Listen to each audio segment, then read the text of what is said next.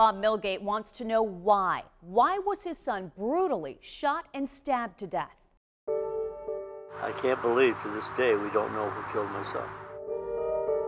Tim Milgate was just 34 years old. He was found dead in his mother's North Greece Road home on June 27, 1995.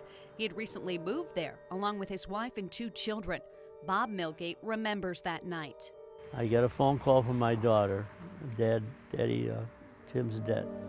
Bob had to go inside the house and identify the body. Police say his son had been stabbed more than 27 times and was shot in the chest and head.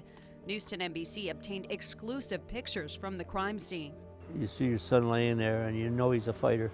How it could happen. From that moment on, I can't express the sorrow. There was, multiple theories on what had gone on, and many of those theories we continue to, try to prove today. Investigators say they continue to try and talk with Tim's wife, Trudy Milgate. The night Tim was killed, police say Trudy, along with Tim's mom and their 2 kids, had gone to a movie.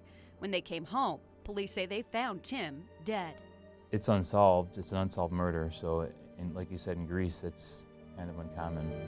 Investigators say Trudy initially gave a statement to them, but weeks after Tim's death, they say she hired an attorney and moved to Minnesota along with their 2 daughters. Greece police say despite multiple attempts to talk to Trudy, she has not spoken to them since. And Bob hasn't heard from Trudy or his granddaughters in more than 20 years. The hard part is I don't see my grandchildren. The absence of those 2 girls in my life is unexplainable to me. Greece police also want to speak to a male acquaintance of Trudy's at the time. News 10 NBC is not naming him, but investigators say he has also retained an attorney. As for Bob Milgate, he has another theory about his son's death. Tim liked his marijuana. There was no doubt about that. I think my son Timmy might have been involved with a distribution of drugs.